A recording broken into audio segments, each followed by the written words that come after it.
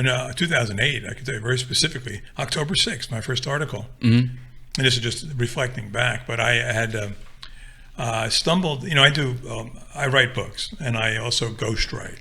Okay, yeah. Or, collaborate. A lot of ghostwriting is just heavy editing, it depends on the author. And I've probably done 20 books with people, most of whom you are much more famous than I am. Yeah.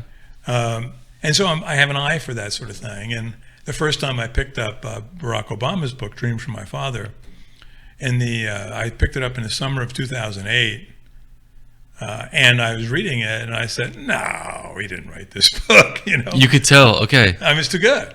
Okay. Because I'd seen other stuff he'd written, and Really? I'd heard him speak, and the language was not his. And I said, "Why?" I'm just curious. I said, everyone. John McCain had a book out at the same time, but it said John McCain with Mark Salter. We knew no politician. No non-writer writes his own book. I agree. So I said, I just wondered, but it was odd about Obama's book. I'm thinking he wrote this, before he was even a state senator. So I said, who helped him? I figured it must be some left-wing poet in, Chicago. So obviously. I just started Googling around, trying to find little clues, just trying matching words and doing word searches. I wasn't making much headway. And then I dropped that subject. And then I started researching Bill Ayers on another track, the unrepentant terrorist. Yeah.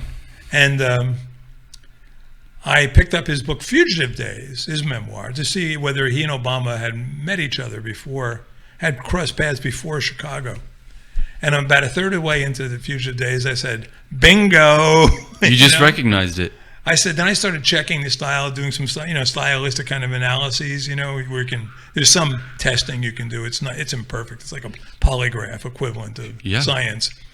And then I started, I started speculating at WorldNet Daily, short pieces, and then I heard from other people who had the same suspicions, and they started sending me parallels, And then by early October, this is now a month before the election, I had enough information to write an incredibly damning article accusing Bill Ayers of having never said he wrote it, but being heavily involved in the writing of Dreams from My Father. Mm-hmm. Probably the way I did with other books. You doctor them. You get the raw manuscript and but a good ghostwriter disappears. A vain ghostwriter wants to impose his own style, which is what Ayers essentially did.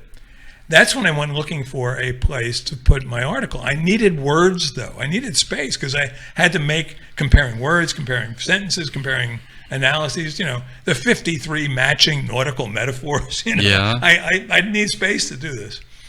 And I got turned down, even though I wrote for some of these major publications like National Review, Weekly Standard, etc. They all turned me down. And then someone said, you ought to try American Thinker. Because they were, they could give me the top article and they could give me space. And I did. And then Rush Limbaugh picked up on it. And then your life kind of changes, when Limbaugh starts talking about you. I did not know that. I knew, we've talked about it, I knew Andrew Breitbart referenced you. Yeah. And he was a fan of you, which is, that's a huge compliment in my opinion. I didn't know Rush picked it up also, though. Yeah, and in fact, I saw Breitbart shortly before he died. And it was odd. I saw him at CPAC, and he was just standing there all by himself. By that time, he was a rock star, on the right. And I walked up to him, and I'd only met him once before or something. And I said, Andrew, I just want to thank you for standing up for me. Because what happens if you criticize Obama, you're a racist. Oh, absolutely. And if and at that time, they had made Obama out to be the genius of all geniuses, the literary genius. They made him out to be a literary genius. Right now, he's struggling to write his own memoirs because he knows that people are scrutinizing it, like they weren't doing in '95 or 2008. Yeah, or 2008. Because if they had picked up my theory, David Remnick, who's an Obama biographer, New Yorker editor, liberal, scam artist, and his book, and he says if my claims were true, or enough people believed it to be true, it would have been the end of his candidacy. I knew that. And yet I got no help from the responsible conservative media. Zero. No, I got, other than Andy McCarthy at National Review, who then had his, is hand smacked for daring to come to my defense. Same thing with Rush. They won't even look at the evidence. Wow. My name is Ryan Derks. I'm running from Missouri's 5th Congressional District, and I approve this message.